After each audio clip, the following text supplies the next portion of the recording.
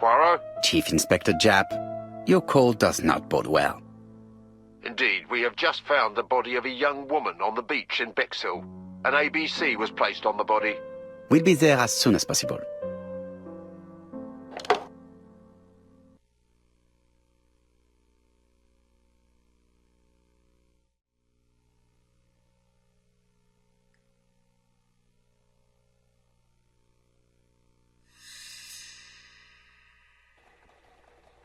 Bexhill is a delightful town. It would be nice to come back and visit. I do not entirely agree. Walking at the beach damages my shoes, and it hurts my knee. So the years have not spared you, my friend. It's the same for all of us. That is exactly what I said to myself when I saw you back from your travels. Poirot! Do not be offended, Hastings. I can see Japp waiting for us. And from his face, I would say that things are not looking good.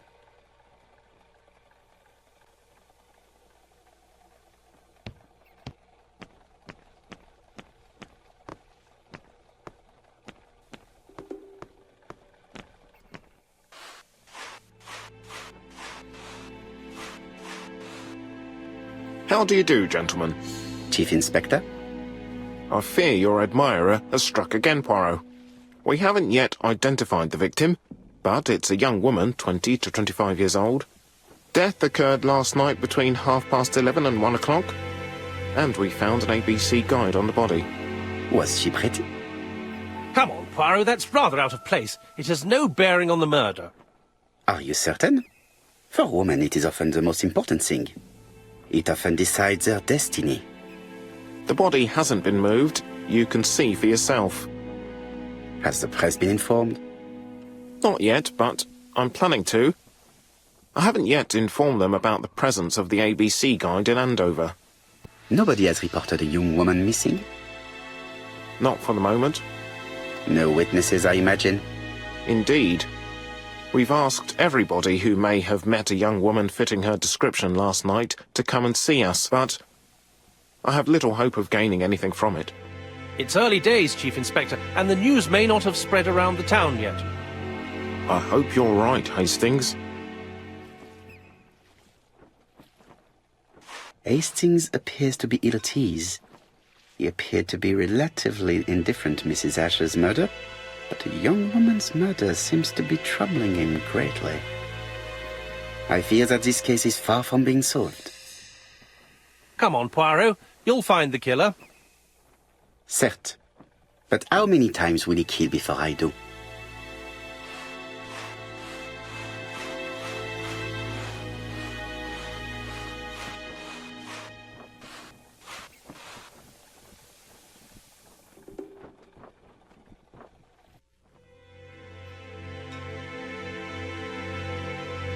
The guide is open at the page for the Bexhill train times.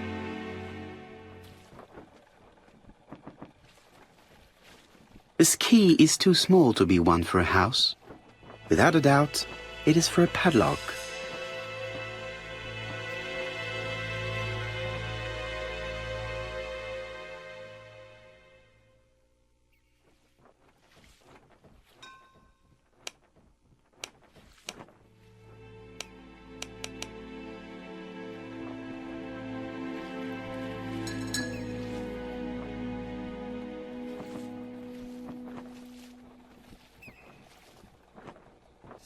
A braided silk belt. It may have belonged to the victim. These marks have been left by a rope or a braided cloth. Apart from the marks on her neck, there are no signs of the struggle. She didn't manage to hit her assailant.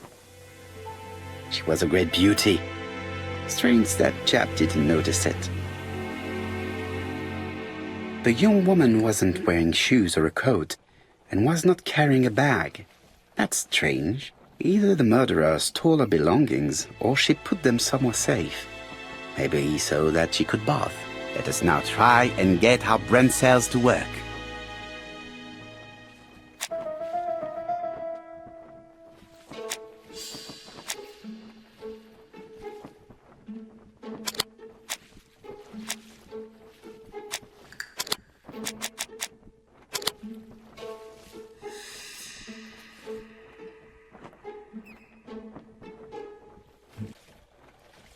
poor child must have been strangled with his braided belt. Unfortunately, in view of the fabric, it is unlikely that we will find any prints. Let us now try and get our brain cells to work.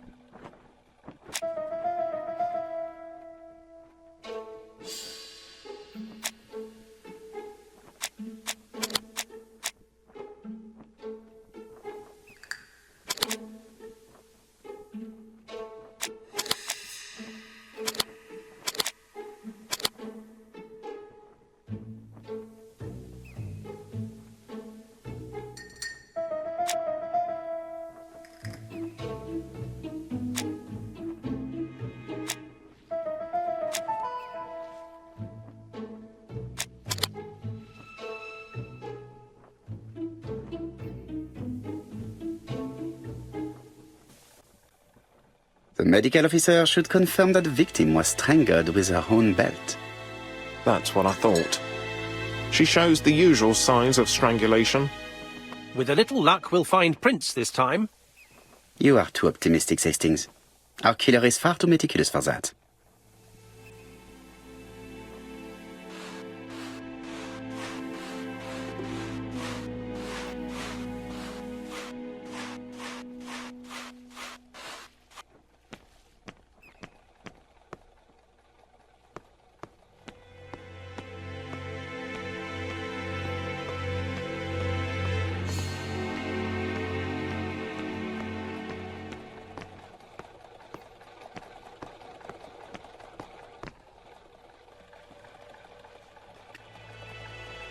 What are you doing, Poirot? Chap's waiting for us.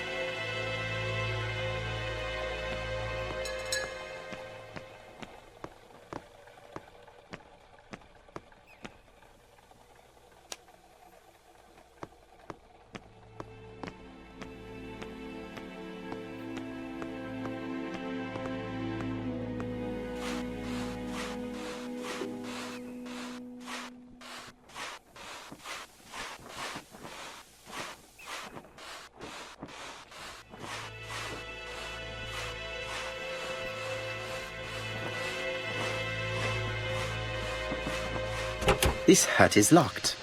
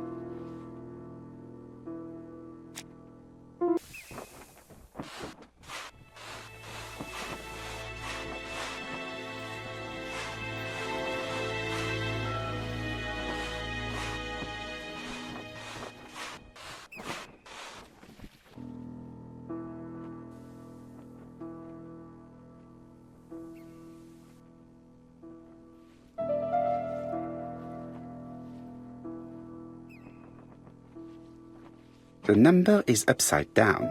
This is definitely at number 6.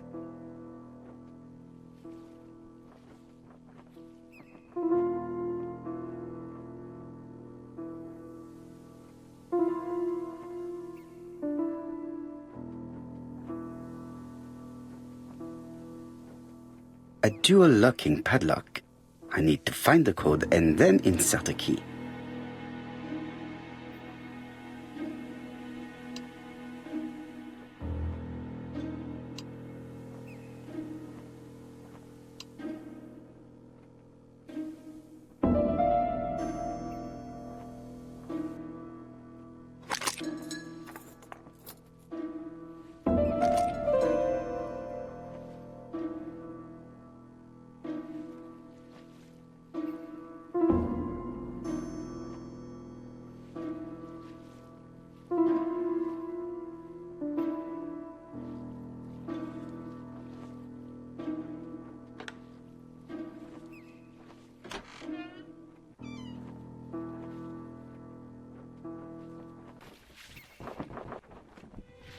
The purse is full.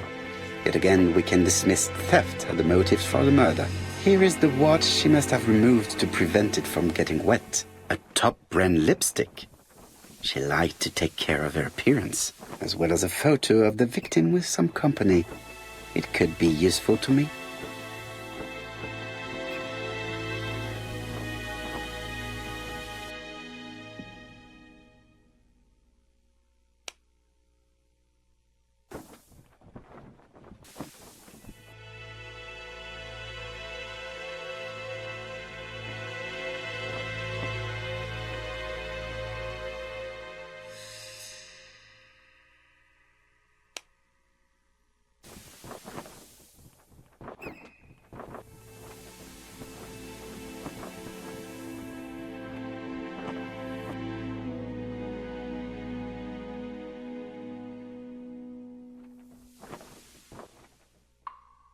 Betty's first day at work.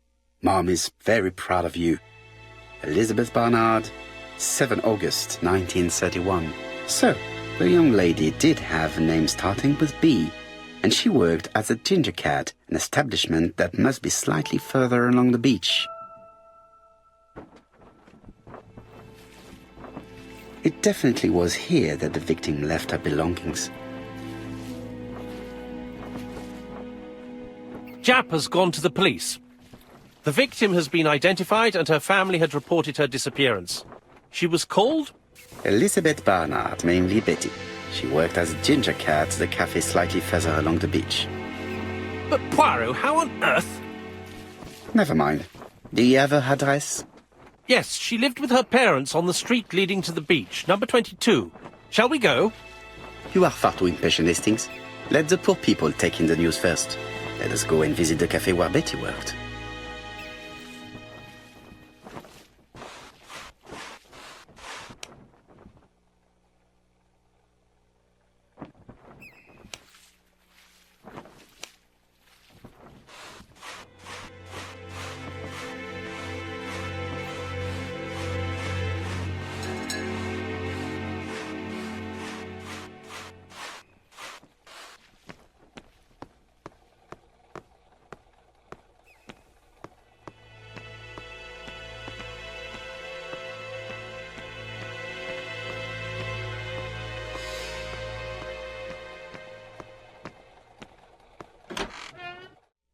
I'll be with you in a minute, gentlemen.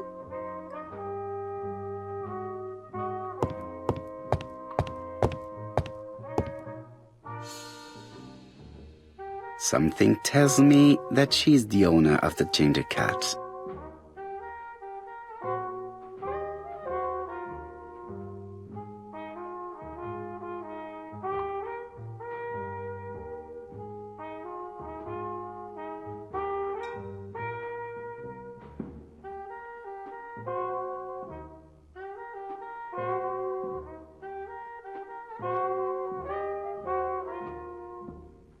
This woman must be the owner of the ginger cat.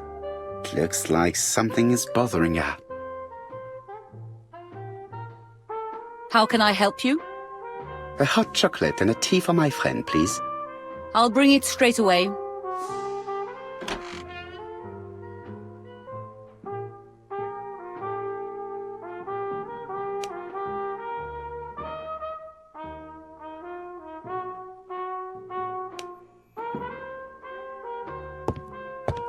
What a pity. I don't have any change to make it work.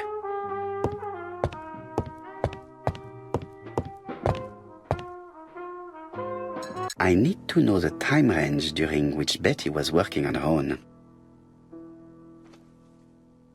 These are the different waiting staff's bills. Which ones were written by Betty?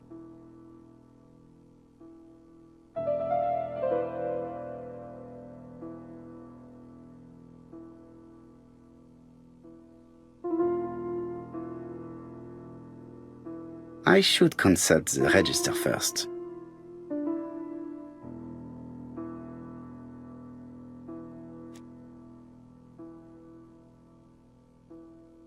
Where is Betty?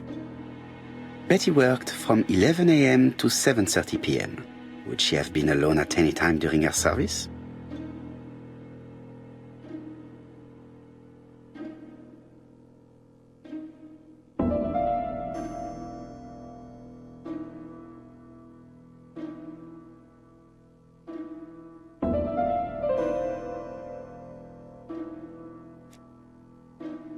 Betty worked from 11 a.m. to 7:30 p.m. Would she have been alone at any time during her service?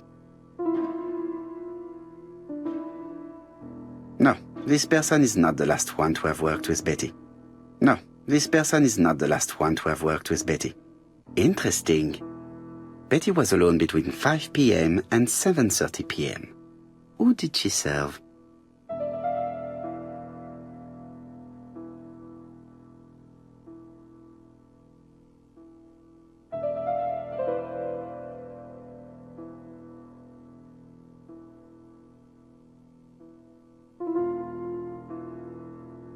Where is Betty?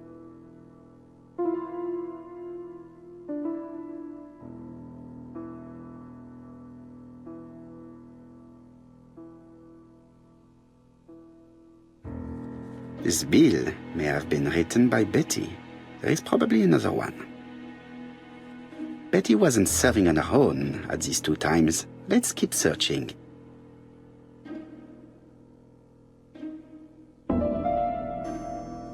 Most probably a family.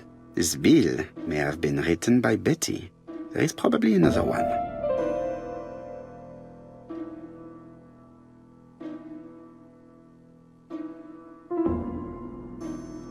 No, something's not right. Betty was alone at just one of these two times.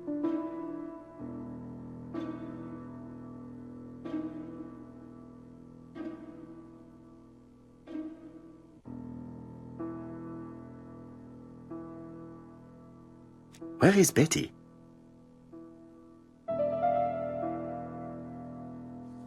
Most probably a single man, a whiskey lover. Maybe the murderer? This bill may have been written by Betty. There is probably another one. Most probably a family. Betty served a family and a man on his own, a whiskey drinker. Maybe the murderer. This information will help me to progress. But, gentlemen, what are you doing? We are searching for clues, mademoiselle. My name is Hercule Poirot. I am a detective, and this is Captain Hastings. Does Betty Barnard work here? That is correct. She should have been here a while ago. Punctuality is the first rule of politeness. I fear that Miss Barnard will not be coming today. She has just been found, dead, on the beach a few hundred meters from the cafe. How awful. Poor young thing. What happened? She appears to have been murdered. This is most distressing. How this will affect my business, I shudder to think.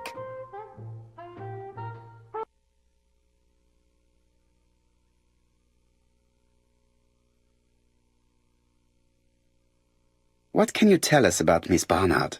Nothing, absolutely nothing. Miss Barnard was my employee. Her private life was none of my business.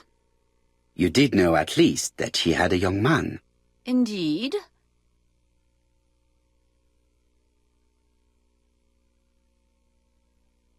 This photo was found. Is this him? Yes, that's him all right. But I haven't seen him for some time. Do you think there may have been some problems between them? I'm not on those sort of terms with my staff. Now, please excuse me, I have work to do. The customer who ordered the whiskey might provide us more information.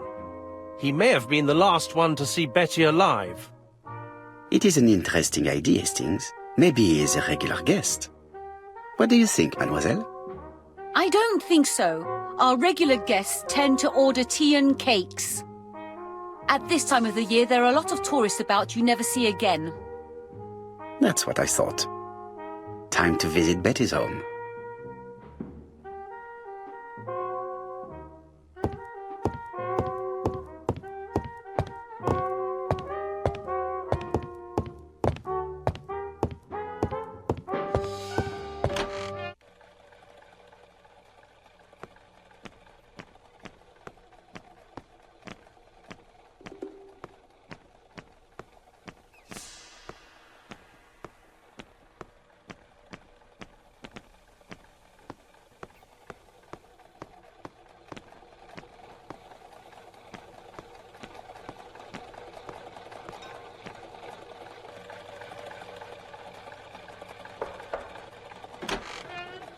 How do you do, mademoiselle? My name is Hercule Poirot. I know you. You're that detective we hear all about. I do not know if that is a compliment, but I will take it as one for now. You are Betty's sister, I believe? Yes. My name is Megan. Can we come in? Please do. My parents are at the police station. I doubt they'll be up to speaking to you later. Do not worry, we will not bother them. Did you know your sister's plans for yesterday evening? No. I arrived by train this morning. My parents called me in a panic when they discovered that Betty had disappeared. She went out last night, but she didn't tell them where she was going. What was your last conversation about? Her new dress. She wanted a pair of black stockings to go with it. Mother brought her a pair. The very day it happened. She was crying. And to think that Betty never even wore them. Poor Mummy.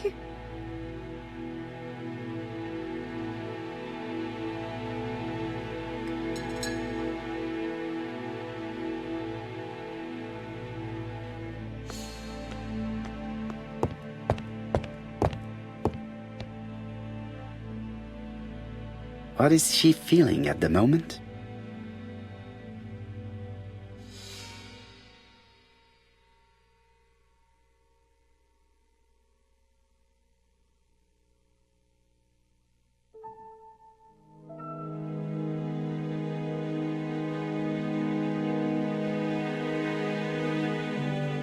Betty's older sister is not just sad, she's angry.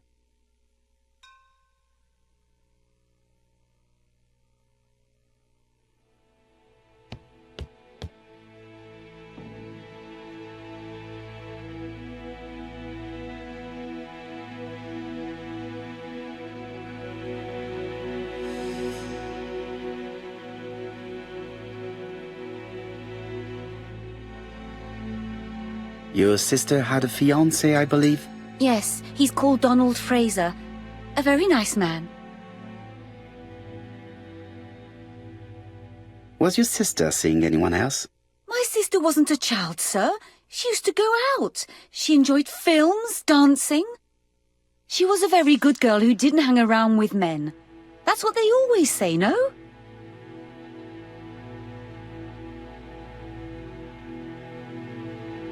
The pain is making you bitter, Mademoiselle Barnard. I'm not interested in your compassion, Mr. Poirot. Très bien, mademoiselle. Would you at least tell me a little about Betty's young man? His name is Donald Fraser, a very nice young man.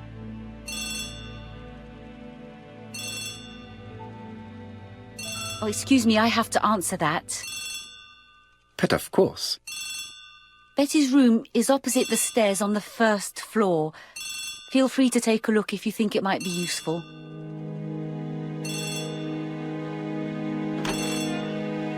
This young woman is far too clever not to have anything else for us. Do you think she's hiding something? That is what I'm trying to find out. Surely you don't think she did it? I did not say anything of the sort. But young women always ruin your judgment, Hastings. Who knows, maybe Megan was jealous of her attractive young sister. I see. She may have had her sights on the inheritance. Or maybe she was in love with Donald Fraser. We have to study all scenarios, even the most unlikely. But I doubt that Mr. and Mrs. Barnard are rich enough to justify murder. While I try and get Miss Barnard to talk, I would like you to try and find Donald Fraser. He should be easy to find the estate agents where he works. Bring him to the Ginger Cat. I would like to talk with him before the Chief Inspector finds him.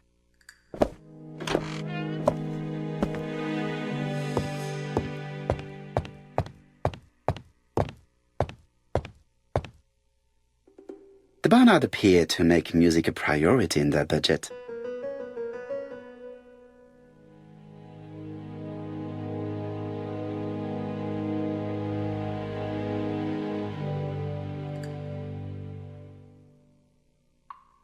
Their home is modest, but the Barnards are definitely music lovers.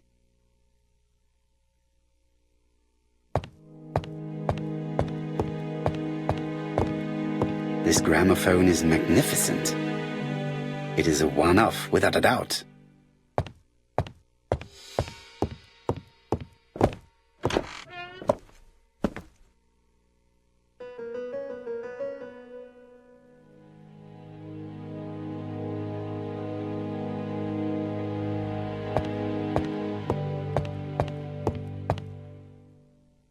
It looks like Betty was also a music lover, the same as her family.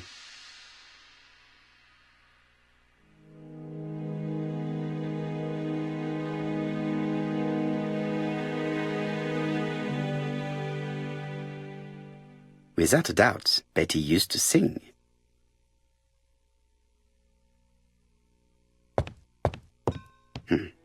A box of new stockings.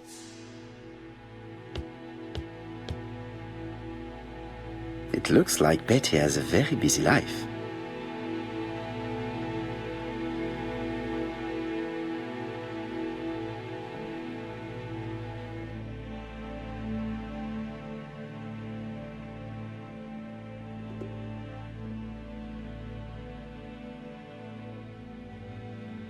Betty liked luxury and going out, and being as pretty as she was, she probably did not have any problem getting herself invited.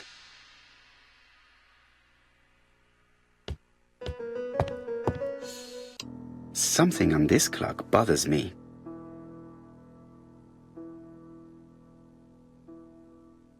Strange. A sheet of paper is blocked in the clock.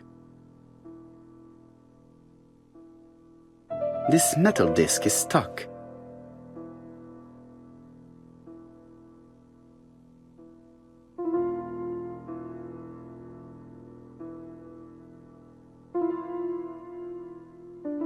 There, that's better.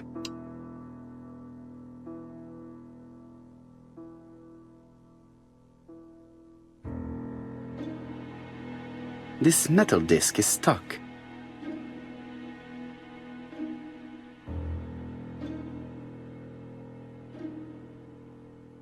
What a strange mechanism.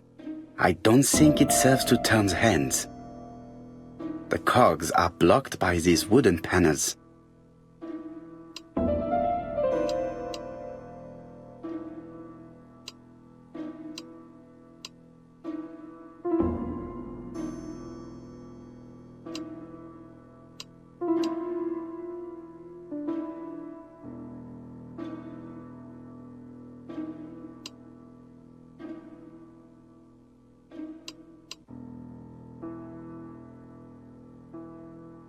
The cogs are blocked by these wooden panels.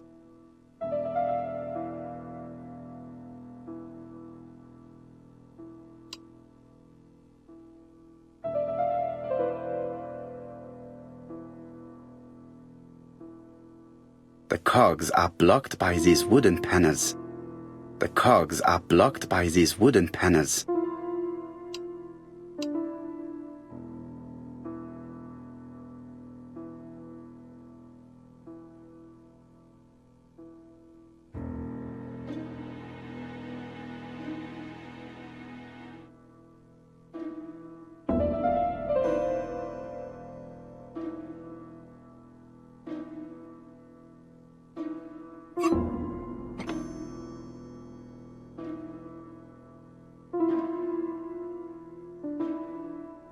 This decoration appears to be firmly fastened.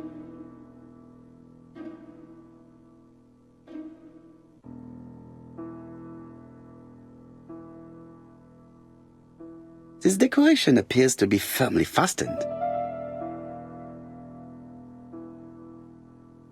This wooden panel is blocked. I can't open it.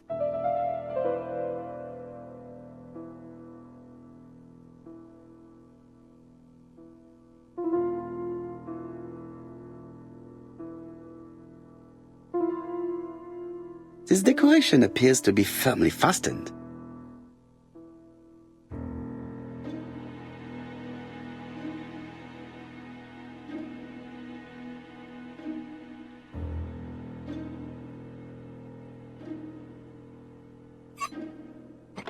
Good. It should be possible to open the wooden panel. Look, a key. This could be useful.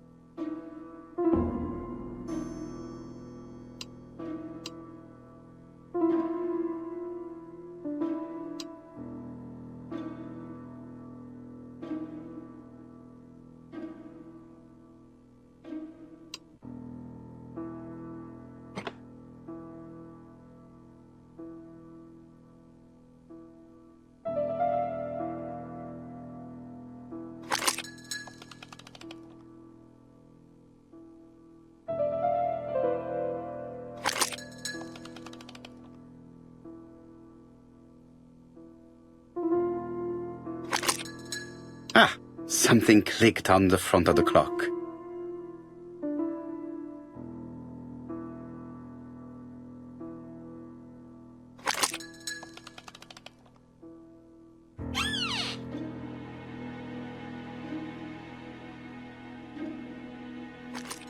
This could be useful.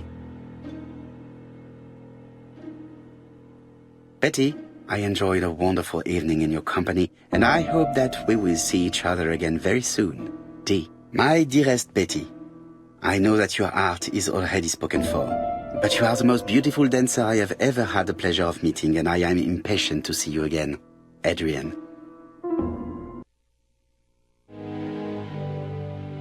A record sleeve with a handwritten title. Betty must have recorded the demo. I'd be interested to hear it.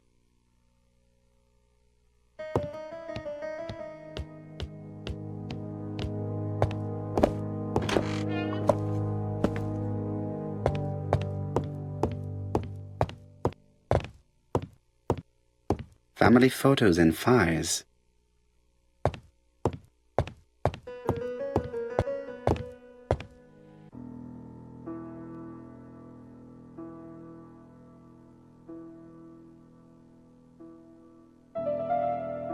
Let us see. What is this cupboard hiding?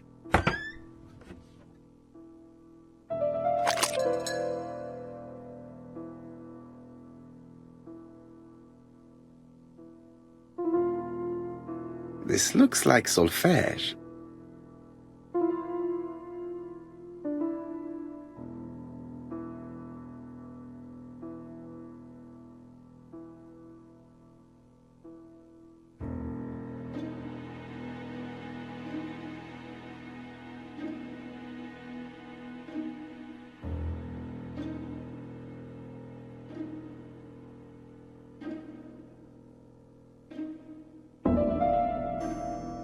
That doesn't work.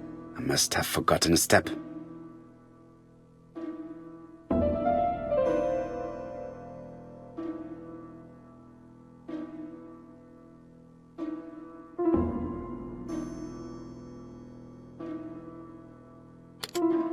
That doesn't work. I must have forgotten a step.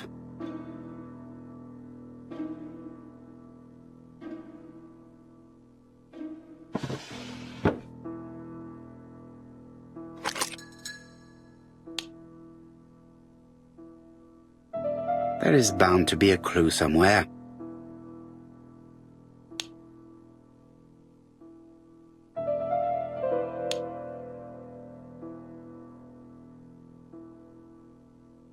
There is bound to be a clue somewhere.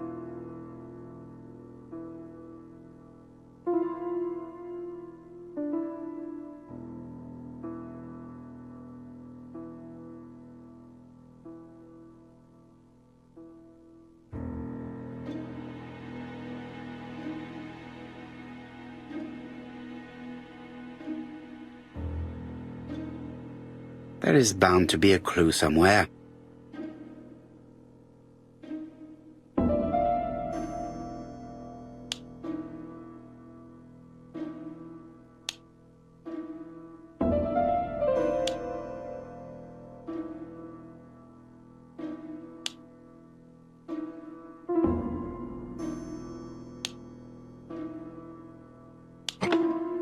I heard the sound of a mechanism being triggered.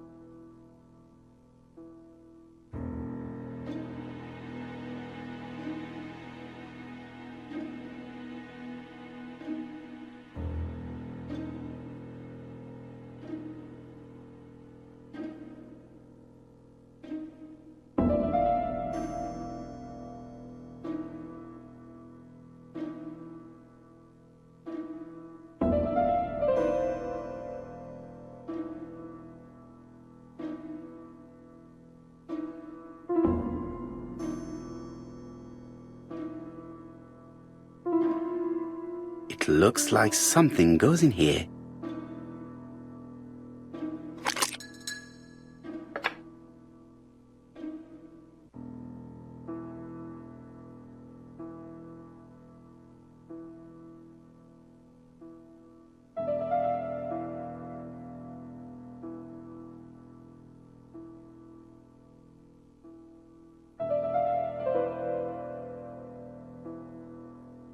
That doesn't work. I must have forgotten a step.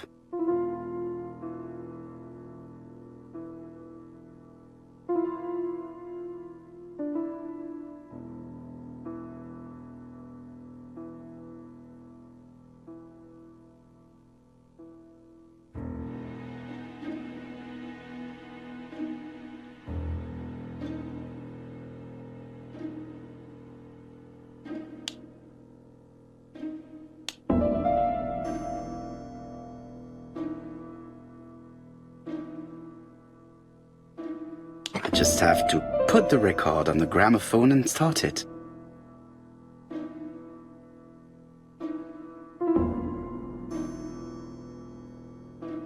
That doesn't work. I must have forgotten a step.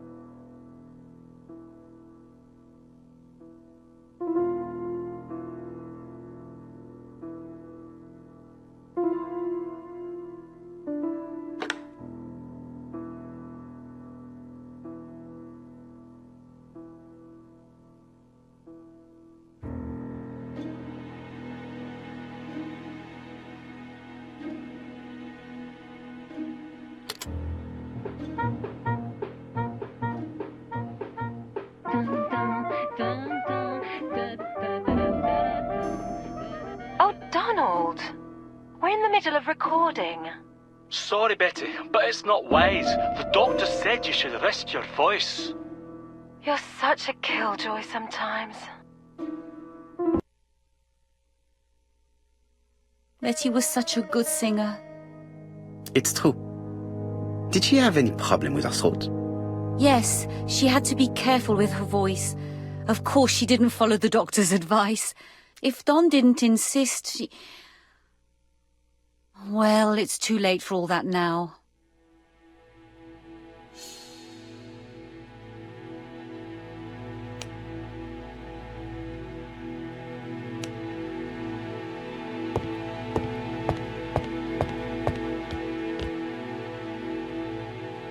It looks like this woman is single, but she has feelings for someone.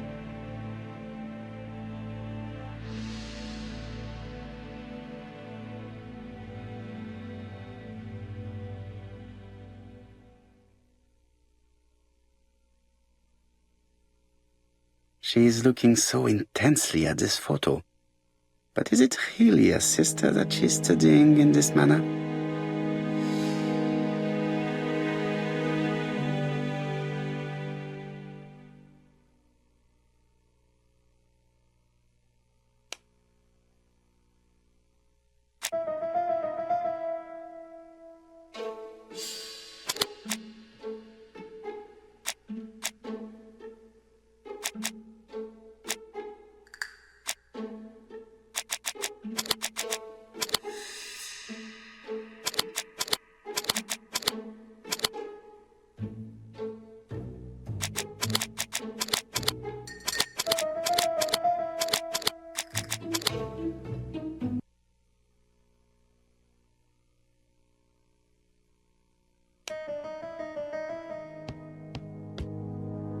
They made the perfect couple, am I correct?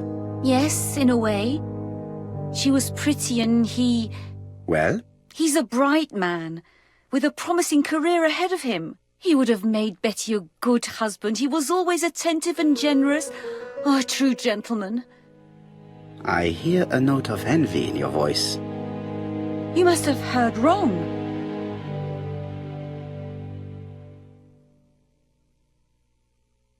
You have not mentioned Donald's jealousy. There's nothing to say.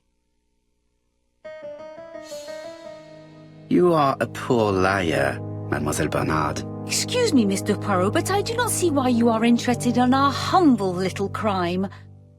It would appear that your sister's murder is the second in a series that we have to stop as quickly as possible. The first was in Andover, and the same as your sister, the murderer sent me a letter informing me that a crime would be committed in that town.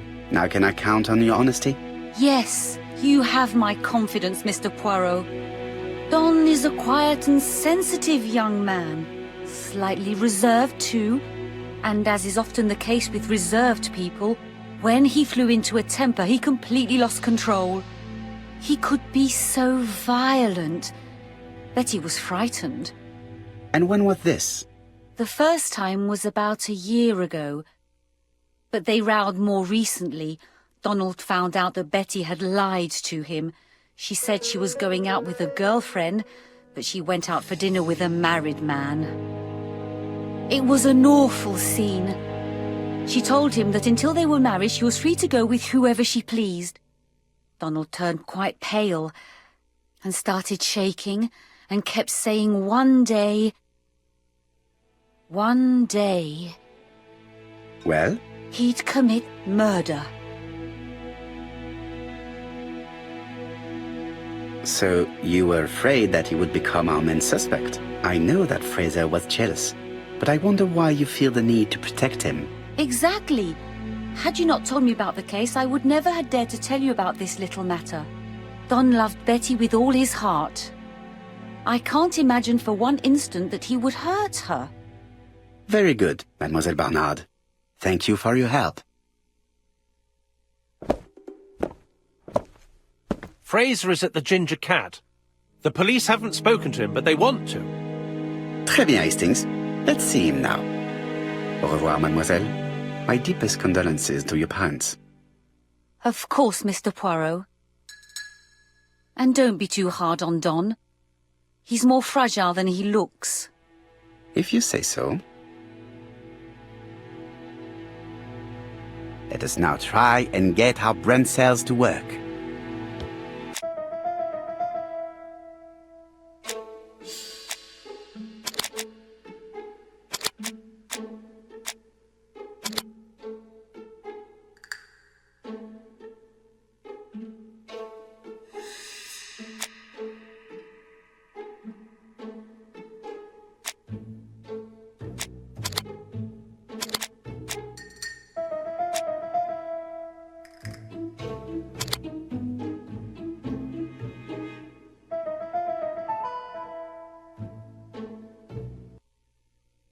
Let us now try and get our brain cells to work.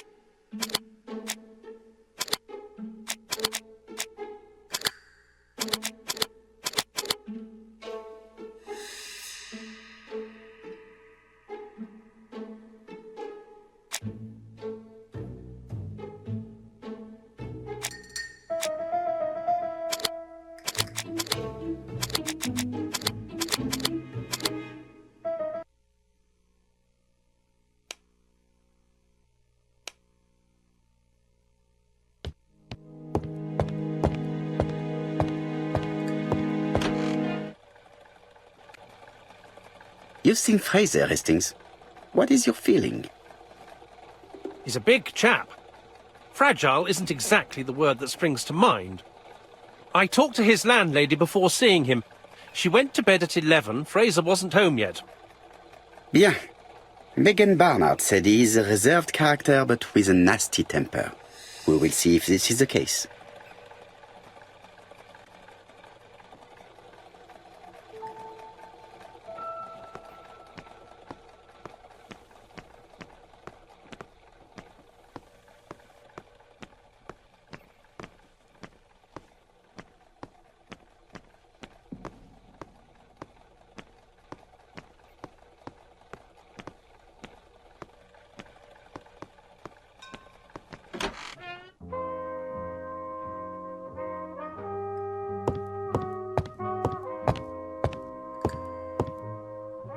How do you do, Mr. Fraser? You're Hercule Poirot. Mr. Hastings said you wanted to speak to me. Yes. I know that it may not be the right time, but I would like to ask you a few questions.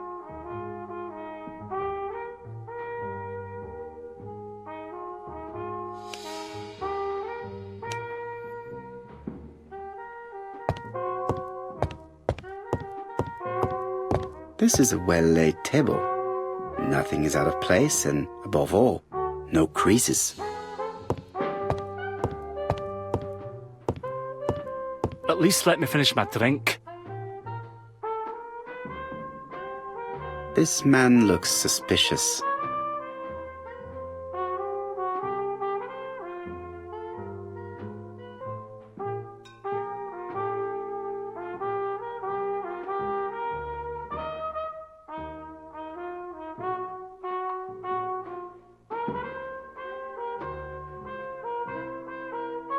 Leave me alone.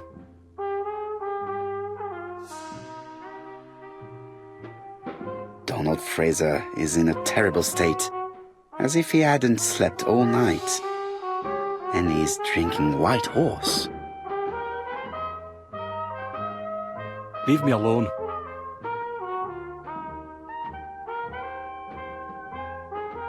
Tell me that it's a mistake. That Betty isn't dead. Sadly, your lady friend has been murdered, Mr. Fraser. Oh, Betty, if only you'd listened.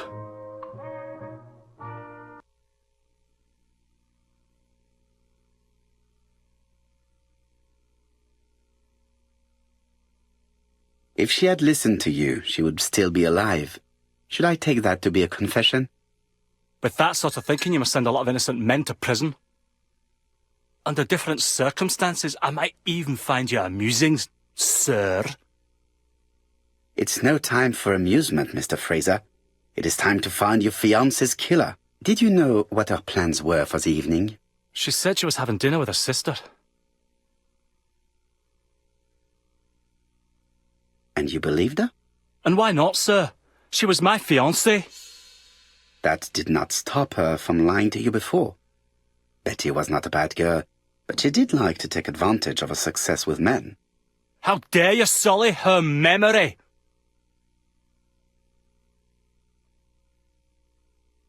I am not interested in memories of her, Mr. Fraser. I am looking for a killer, and I need you to be my closest ally. That is, unless you have something to hide. Of course I don't. Très bien.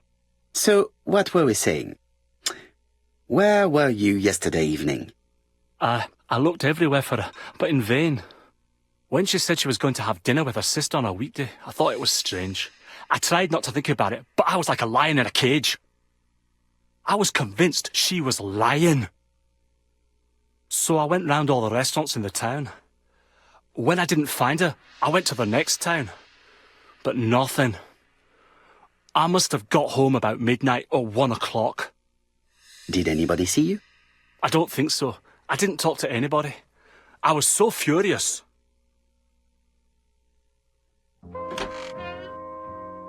Ah, I knew I'd find you here, Poirot. I thought the victim's young man was here. Yes, he's all yours, Chief Inspector.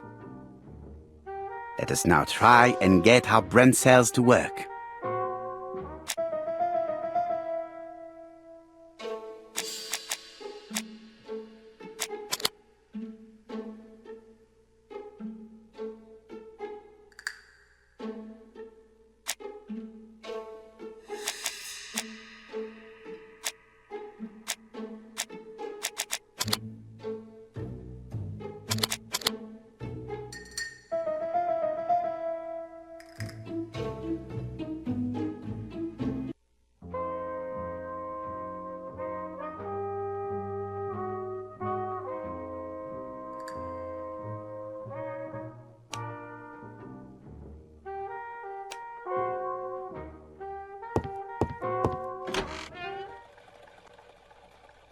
Fraser doesn't have an alibi and he's extremely jealous.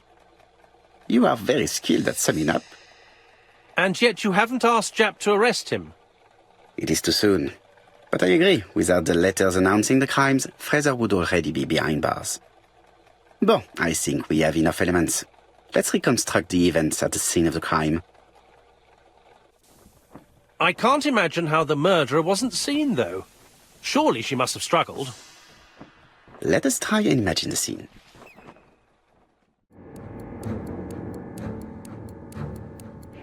The killer and the victim are walking on the beach.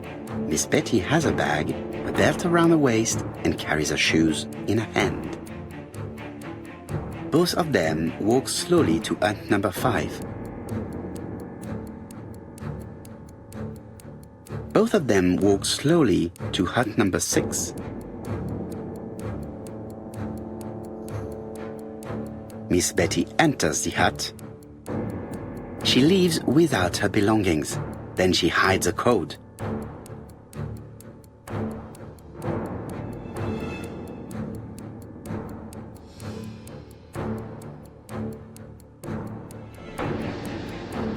They keep walking. Then she removes her belt. The murderer moves behind her and then attacks her by surprise. The body falls, lifeless, on the sand. Everything appears to match the crime scene, mon cher Hastings. That is exactly what happened.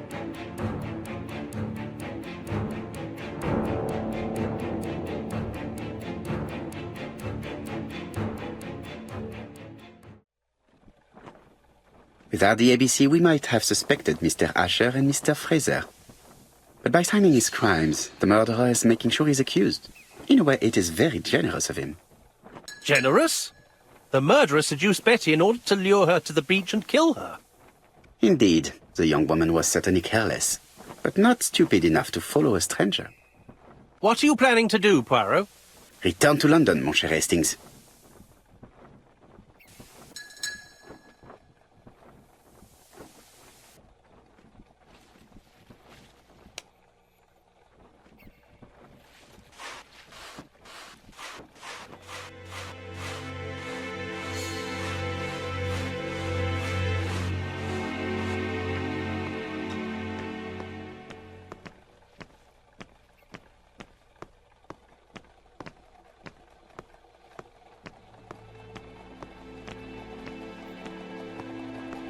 Right, back to London. There is nothing more for us to do here. I'm coming, Poirot. According to the guide, the next train departs shortly.